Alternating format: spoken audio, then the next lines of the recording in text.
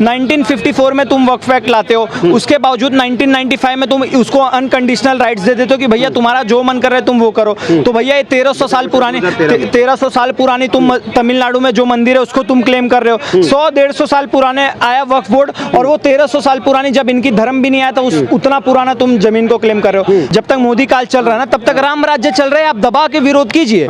लेकिन जिस दिन योगी काल में अगर ये परशुराम राज्य आ गया ना भैया, तो आपको देश छोड़ के भागने तक का मौका नहीं मिल पाएगा। तो अब सब कुछ आपके हाथ में कि भैया आपको राम राज्य चाहिए या आपको परशुराम राज्य चाहिए। चलो मानता हूँ यहाँ हिंदू मुस्लिम होता है, फ्रांस में पेरिस ओलंपिक हो रहा है, पूरा फ्रांस जल रहा है, वहां पे क्रिश्चियन वर्सेस मुसलमान हो रहा है। यूरोप में देखो अपना यूके पूरा जल रहा है, लंदन वगैरह, वहां पे भी क्रिश्चियन वर्सेस मुस्लिम हो रहा है। पाकिस्तान में मुस्लिम वर्सेस मुस्लिम हो रहा है, म्यांमार में बुद्धिस्ट वर्सेस मुस्लिम हो रहा है। हर जगह ये मुस्लिम फैक्टर कॉमन क्यों आता है, ये मुझे बता दे, इसका जवाब दे दे। आज़ादी के बाद जो कानून बने वो हिंदुओं के लिए नहीं बने, वो मुसलमानों के लिए बनेंगे।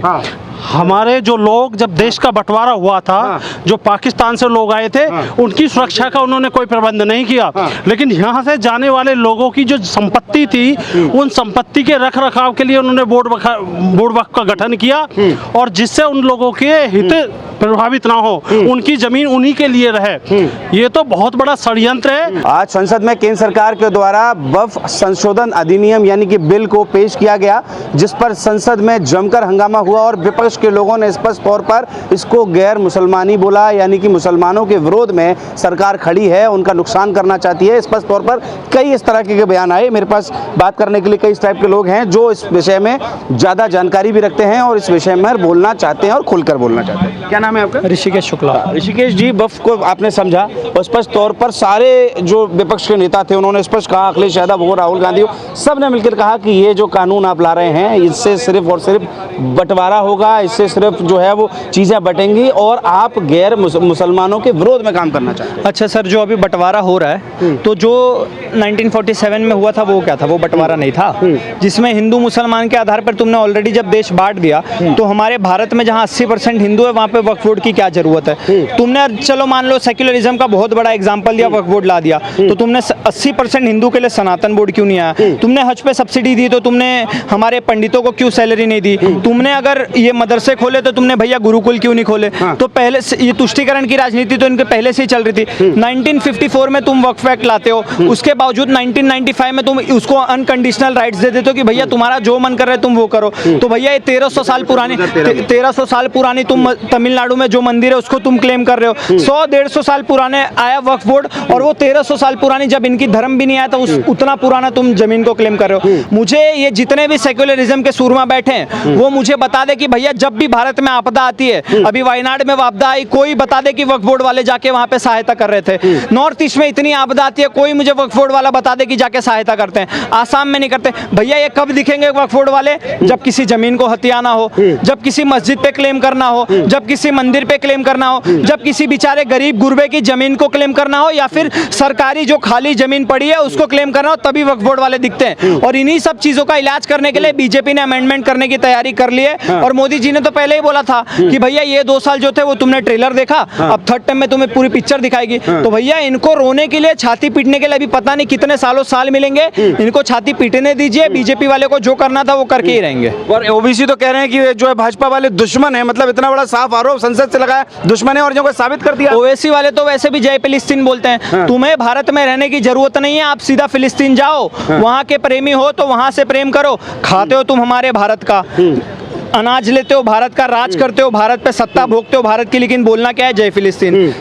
भारत माता की जय नहीं बोलेंगे, जय श्री राम नहीं बोलेंगे, लेकिन फिलिस्तीन जिंदाबाद बोलेंगे, जय मीम बोलेंगे, जय भीम बोलेंगे। तो भैया ओवैसी ने तो शुरू से ही तुष्टीकरण की राजनीति करी थी और उसी तुष्टीकरण के दम पे ये हैदराबाद में एक सीट जीत पा रहे हैं। अगर ओवैसी जी इतने ही देश के बहुत सच्चे देशभक्त है तो भैया तुम्हें जनता वोट क्यों नहीं देती? तुम हैदराबाद से बाहर बढ़ के क्यों नहीं जीत पाते? अगर तुम्हारे अंदर इतनी हिम्मत है, तुम सोचते हो कि भैया मैं बोलूंगा तो मुझे मेरे साथ भारत की जनता जुड़ेगी, तो भैया जाके घोषा महल से लड़ो ना, वहां अपना कैंडिडेट उतारो। वहां तो तुम कैंडिडेट तक नहीं उतारते। तो भैया चाहे ओवैसी हो, चाहे अखिलेश यादव हो, चाहे ममता बनर्जी हो, चाहे राहुल गांधी हो, ये लोग कितना भी चिल्लाते रहे, मोदी जी ने जब बोला करने का तो करने का, तो उन्होंने अगर बोल दिया कि भैया वक्फ एक्ट में अमेंडमेंट होगा तो होगा, फिर चाहे कितना भी छाती पीटे। अगर 1995 में अमेंडमेंट हो सकता है, 2013 में अमेंडमेंट हो सकता है, तो भैया 2024 में भी होगा। लेकिन अखिलेश यादव ने स्पष्ट कहा है कि ये तो मुसलमान विरोधी है, स्पष्ट तौर पर आप उनको अत्याचार कर रहे हैं। भैया भारत की आबादी में 83% हिंदू से रहकर अब 78% हिंदू हो सकते हैं और 10-12% मुसलमान से रहकर और अब लगभग 25-30% मुसलमान हो सकते हैं। तो भैया कैसी मुसलमान विरोधी हो गई भैया। इसके पहले क्या होता था, सिर्फ मस्जिद बन रही है, सिर्फ मज़ारें बन रही है, सिर्फ ग्रेवयार्ड्स बन रहे हैं, सिर्फ हज पर सब्सिडी मिल रही है। और अगर आप इसको तुष्टिकरण बोलते हो तो भैया अयोध्या में जाकर देखो, अगर मंदिर बन रहा है तो पूरे विश्व की सबसे बड़ी मस्जिद भी बन रही है। तो यहाँ पे दोनों का देख रखाव किया जा रहा है और वक्फ बोर्ड में भी ऐसा कुछ नहीं किया जा रहा है कि भैया वक्फ बोर्ड खत्म हो जाएगा। इसमें कहीं ना कहीं महिलाओं का भी रोल बढ़ाया जा रहा है, वुमेन एम्पावरमेंट की बात की जा रही है। ये सारे लोग तो भैया खुद को फेमिनिस्ट का चोचले बोलते हैं ना, वुमेन एम्पावरमेंट की बात करते हैं। क्या है, महिलाएं उसमें ऐड हो जाएंगी तो क्या दिक्कत तो है? ये चीज तो आपको विपक्ष से पूछना चाहिए ना। यही सारी चीजें तो अमेंडमेंट हो रही है, चाहे यूनिफॉर्म सिविल कोड आ जाए, चाहे सीए आ जाए, चाहे एनआरसी आ जाए, चाहे वक्फ एक्ट में संशोधन हो जाए, चाहे ट्रिपल तलाक हट जाए। जितने भी वुमेन से रिगार्डिंग फैसले बीजेपी लेती है, हर उस चीज का विरोध करने ये लोग खड़े हो जाते हैं और फिर उसके अगले दिन छाती क्या पीटेंगे, अरे भैया हम तो वुमेन एम्पावरमेंट को सपोर्ट करते हैं। तो भैया ये दोगला चेहरा पूरे भारत की जनता देख रही है, इसीलिए वो चुनाव में तुम्हें जवाब दे भी देती है। समाजवादी पार्टी के एक सांसद नकवी कह रहे हैं कि ये जो है वो मुसलमान विरोधी है कानून, हम इसका खुल के विरोध करेंगे। विरोध करिए, आपके विरोध करने से अगर 2 रुपए का फर्क पड़ जाता है तो आप विरोध करिए। चुनाव तो जीत नहीं पाते, इनकी सरकार तो बनती नहीं है, सीएम तो बनते नहीं है, लेकिन विरोध दबा के करते हैं। तो भैया तुम ऐसा विरोध कर, जब तक आप सरकार में नहीं आ रहे तब तक आप विरोध करते रहिए, 2 रुपए का फर्क नहीं पड़ता। जब तक बीजेपी में जब तक मोदी काल चल रहा है ना, तब तक राम राज्य चल रहा है, आप दबा के विरोध कीजिए।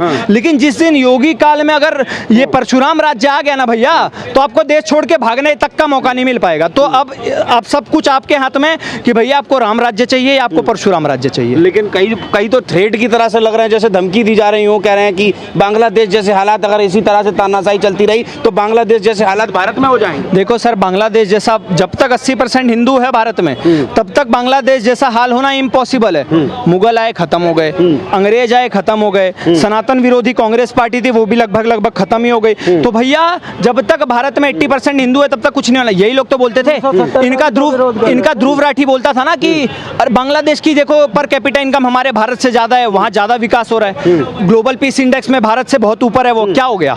श्रीलंका में भी ये लोग यही बोलते थे, क्या हो गया? आप हमारे भारत के सारे पड़ोसी राज्य देख लो, श्रीलंका खत्म, बांग्लादेश खत्म, नेपाल की आर्थिक स्थिति एकदम खराब, मालदीव एकदम खराब, बीच में एक केंद्र बिंदु बन के बैठा कौन है? भारत। क्यों? क्योंकि यहाँ पे 80% हिंदू है। यहाँ के लोग विज्ञान की किताबें पढ़ते हैं, अर्थशास्त्र पढ़ते हैं, फिर गणित पढ़ते हैं, ये सारी किताबें पढ़ते हैं। जिस देश में मात्र एक किताब को, एक आसमानी किताब को आधार बना के चलने का काम किया गया, वो देश खत्म हो गए। हमारे भारत में मोदी है, हमारे भारत में बीजेपी है, हमारे भारत में आरएसएस है, चलो मानता हूँ यहाँ हिंदू मुस्लिम होता है। फ्रांस में पेरिस ओलंपिक हो रहा है, पूरा फ्रांस जल रहा है, वहां पे क्रिश्चियन वर्सेस मुसलमान हो रहा है। यूरोप में देखो अपना यूके पूरा जल रहा है, लंदन वगैरह, वहां पे भी क्रिश्चियन वर्सेस मुस्लिम हो रहा है। पाकिस्तान में मुस्लिम वर्सेस मुस्लिम हो रहा है, म्यांमार में बुद्धिस्ट वर्सेस मुस्लिम हो रहा है। हर जगह ये मुस्लिम फैक्टर कॉमन क्यों आता है, ये मुझे बता दे, इसका जवाब दे दे। और फिर अगर हम इनका नाम ले लें तो भैया हम कम्युनल हो जाते हैं, हम सेक्युलरिज्म को खतरे में डाल देते हैं। तो भैया अगर सच बोलना, सेक्युलरिज्म को खतरे में डालना है तो भैया मैं सबसे बड़ा कम्युनल हूँ। महबूबा मुफ्ती कह रही हैं कश्मीर से कि अगर आपको अब तो सीख लेना चाहिए भारत से, अगर इसी तरह के हालात रहे तो भारत और बांग्लादेश में अंतर क्या है? देखो भैया, महबूबा इनके नाम में महबूबा है, लेकिन इनका जो भी ये है पाकिस्तान की महबूबा, इनको पाकिस्तान बहुत ज्यादा प्रेमी है, इनको जितने भी भारत विरोधी तत्व हैं वो सबसे ज्यादा प्रेमी है। तो भैया इसीलिए महबूबा को हमने भारत से मुफ्त कर दिया।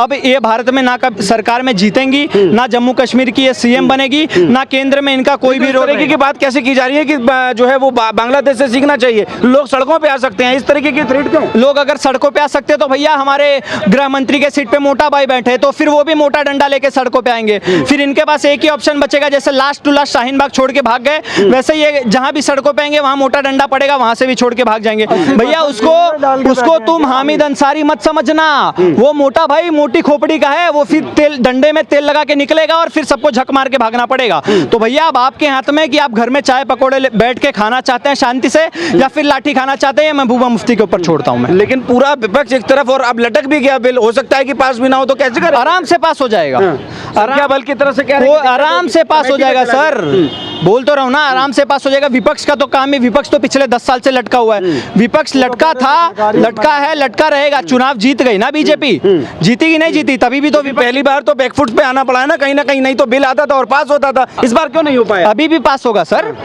ये तो बहुत बड़ा मुद्दा है ना।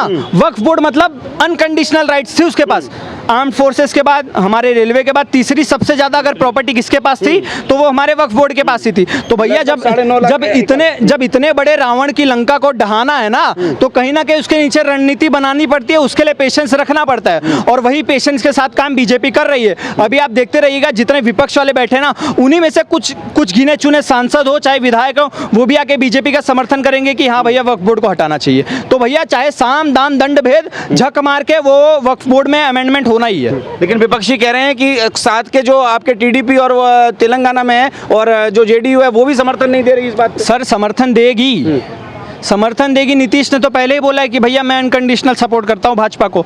जहां उनके बिहार में थोड़ी बहुत उनके मिल गया कि भैया हाँ बिहार में विकास का कार्य होना है, वहां तेलंगाना में विकास का कार्य होना है, तो उनको भी समझ में आ जाएगा कि भैया बीजेपी विकास की राजनीति करती है, बीजेपी तुष्टीकरण की राजनीति नहीं करती, तो ये लोग भी झक मार के समर्थन देंगे। ये तो विपक्ष वाले तो ये भी बोलते थे कि जेडीयू और हमारी टीडीपी हट जाएगी, बीजेपी सरकार 2 महीने में गिर जाएगी, बस गिरने वाली है, जुलाई में गिरने वाली है, अगस्त में गिरने वाली है, बोलते रह गए। बीजेपी की सरकार चल रही है ना, तो इनका विपक्ष का काम क्या होता है? रात को घर पे आके बिस्किट खाना, बिस्किट खा के सो जाना, वही काम ये लोग करेंगे। और बीजेपी भैया तेज पार्टी है, चालू पार्टी, वो जो उसने बोला वो करके दिखाएगी। चलिए ये तो वक्त बताएगा। नाम आपका क्या है? मेरा नाम मुकेश शर्मा। मुकेश शर्मा जी, जरा ये बताइए, आप समझा दीजिए कि क्यों विपक्ष एक तरफ लामबंद है भाजपा के खिलाफ कि भाई संशोधन नहीं होना चाहिए, ये मुसलमान विरोधी है, इसमें कारण क्या है, समझाइए ना। आप देख रहे हैं ना 2014 के बाद हमें पता पड़ पा रहा है कि आज़ादी के बाद जो कानून बने वो हिंदुओं के लिए नहीं बने, वो मुसलमानों के लिए बनेंगे। हमारे जो लोग जब देश का बंटवारा हुआ था, जो पाकिस्तान से लोग आए थे, उनकी सुरक्षा का उन्होंने कोई प्रबंध नहीं किया, लेकिन यहाँ से जाने वाले लोगों की जो संपत्ति थी, उन संपत्ति के रख रखाव के लिए उन्होंने बोर्ड वक्फ का गठन किया, और जिससे उन लोगों के हित प्रभावित ना हो, उनकी जमीन उन्हीं के लिए रहे।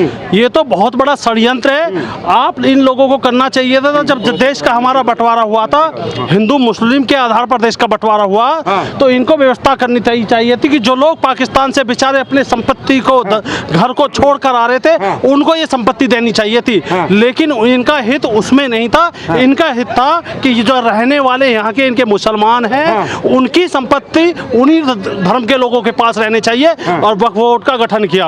उसमें क्या हुआ, जो पाकिस्तान लोग चले गए थे उसको शत्रु संपत्ति बोला जाता है। जो पाकिस्तान चले जाते थे और उनकी संपत्ति यहाँ होती थी तो उसे शत्रु संपत्ति में निहित कर दिया जाता था। लेकिन इस वक्फ बोर्ड के माध्यम से इन्होंने क्या किया कि इन्होंने वक्फ बोर्ड को वो दान में दिखा दी कि हमने ये आपका इसको एज ए चैरिटेबल के रूप में धर्म के लिए दान दे रहे। ये एक बहुत बड़ा षड्यंत्र है। जब ये बिल खुलकर आएगा और इसको आज तक कहीं भी किसी भी कोर्ट में चैलेंज नहीं किया जाता था, केवल उसी ट्रिब्यूनल के पास जाया जाता था, वही इस पर निर्णय देता था, वही लोग उसमें होते थे। अब इसकी परत में परत खुलेंगे कितना बड़ा ये षड्यंत्र था। वास्तविकता में जो कहा जाता है, देश तो आजाद हुआ, लेकिन पाकिस्तान में तो सरकार इस्लामिक हो रही, भारत में भी इस्लामिक सरकार रही। अब पता पड़ रहा है वास्तविकता में कि इनका हित, और इन्होंने जो कानून बनाए वो हिंदुओं के विरुद्ध में बनाए, एक भी कानून हिंदुओं के फेवर में नहीं बनाया। इसलिए आज जो सरकार कर रही है, वास्तविकता में ये आंखें खुल रही हैं। आप देख रहे हैं ना, पाकिस्तान, बांग्लादेश बड़े धर्मनिरपेक्षता सौहार्द वाली बात करते हैं, वहाँ सरकार चेंज हुई है। हो सकता है कि शेख हसीना से उनका कोई नाराजगी हो, लेकिन मंदिरों से क्या नाराजगी है, हिंदुओं से क्या नाराजगी है? उन्हें मारा जा रहा है तालिबान की तरह। उनका बिल्कुल जो तालिबान में होता है ऐसे ही बांग्लादेश में हो रहा है, ऐसे ही पाकिस्तान में हो रहा है। तो ये तो इनके डीएनए में कमी है, इनके धर्म में कमी है। इसलिए अगर हिंदुओं को मुफ्ती वहां से कह रही हैं कि सबक लेना चाहिए बांग्लादेश, मतलब बांग्लादेश से भारत को। हाँ, तो कह रही हैं कि सीधा सीधा कि अगर यहाँ भी ऐसा अगर ऐसे इस तरीके के कानून लाए गए तो यहाँ भी लोग सड़कों पे आ जाएंगे। ये हमारे देश का या हमारी पीढ़ी का कि ये मोदी जी और योगी जी हिंदू शक्ति के आधार पे आ गए। अब हिंदू जाग रहा है, इनकी ताकत नहीं है। एक बार ये करके देख लें। गोधरा में इन्होंने थोड़ा सा किया था ना, टेलर मिल गया। अगर ये हो सकता है शेख हसीना के साथ कर गए, लेकिन अगर भारत में इन्होंने करने का प्रयास किया तो यहाँ की जनता इन्हें मुंह तोड़ जवाब देगी और ईंट से ईंट पत्थर बजाएगी। और राष्ट्रभक्त जनता सरकार के साथ तो जो है ना, विपक्ष के सारे लोग तो जो है वो विरोध में है। अमेंडमेंट में क्या दिक्कत है? बदला खत्म तो नहीं हो रहा, अमेंडमेंट हो रहा है, तो दिक्कत क्या है? अमेंडमेंट ये नहीं करते आए क्या? अमेंडमेंट संसद में ही होता है, और हर जिस संविधान को ये बदलने की बात कहते थे कि संविधान को बदल देंगे, इन्होंने भी उसको 44-45 बार बदला है। और इस वक्फ बोर्ड को भी इन्होंने 1995 में भी बदला और 213 में भी बदला। लेकिन जो इन्होंने उसको सख्तियां दी गई थी, जो उनकी एक तरफा लूट चल रही थी, अब उसके इस संशोधन के माध्यम से उसके काले कारनामों पे पर्दा खुलेगा। इसलिए इनका विरोध हो रहा है कि इन्होंने जो इसमें षड्यंत्र था कि ना कोर्ट में जा सकते, ना इस पे आपका कोई चैलेंज कर सकते, अब ये चैलेंज देने की शक्ति आ गया। देखिए कि कोर्ट में, ये देश में एक न्याय है, किसी निर्णय से अगर हम सुप्रीम कोर्ट के से भी न्याय, हाई कोर्ट से, सुप्रीम कोर्ट से, डिस्ट्रिक्ट कोर्ट से नहीं होते तो उसके लिए अपर कोर्ट होता है, अपील का माध्यम होता है, रिव्यू का होता है। लेकिन इसका तो कोई रिव्यू का मैटर ही नहीं था, शीट ट्रिब्यूनल में जाना था, उस शीट ट्रिब्यूनल में उनके लोग थे, वो उन्हीं के खिलाफ निर्णय देते। अब आप देखिएगा, ये कहते कागज नहीं दिखाएंगे, ये कहते थे किसी की जमीन पर जाकर आदिवासी, वनवासी पूरे के पूरे गांव को कह देते कि ये हमारी जमीन है। अब वो आदिवासी उसका कागज कहां से लाता? 1950 में उसके क्या कागज थे? तो वो तो केस निश्चित तौर पर आ जाता और ये पूरी की पूरी जमीन अपनी बना लेते। लेकिन और जब हम इनसे कहते हैं कि आप अपने कागज दिखाओ, तो ये कहते हैं हम कागज लाएंगे कहां से? तो ये एक बहुत बड़ा षड्यंत्र था। इस षड्यंत्र का पर्दाफाश हो रहा है। के एक सांसद कह रहे हैं कि अगर ये बिल वापस नहीं लिया गया तो लोग सड़कों पर उतर आएंगे। तो आइए ना, सड़कों पे वेट करें। ये सड़कों पे अब आ जाएंगे तो आंख खुल जाएंगी। अब से 10 साल 20 साल बाद आते तो ये बांग्लादेश वाली स्थिति और कर देते। अब तो मोदी जी को बिना विलंब देर करे जो कानून इस देश के हित में हो सकते हो, जनसंख्या नियंत्रण का लाना चाहिए और कहीं नहीं झिझकना चाहिए। देश की जो बिल तो लटक गया ना, विपक्ष ने साथ ही नहीं दिया, बिल लटक गया। और वो विपक्ष कह भी ये रहा है कि होगा तो हो सकता है कि बिल पास। विपक्ष ने साथ कौन सा दिया? विपक्ष ने आज तक मोदी जी के सीए पे साथ दिया, मोदी जी के 3 तलाक पे दिया, किस पे दिया?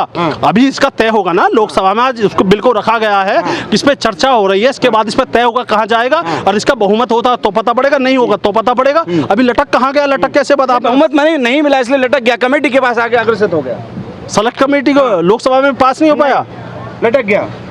इस पे सेलेक्ट कमेटी पे चर्चा हो रही है। लेकिन लोगों को एक जानने का मौका तो मिलेगा कि कितने लोग हैं। ये जो हमसे कमियां हो गई थी इस देश की जनता से मोदी जी को 241 पे लाने की, पता पड़ेगा ना।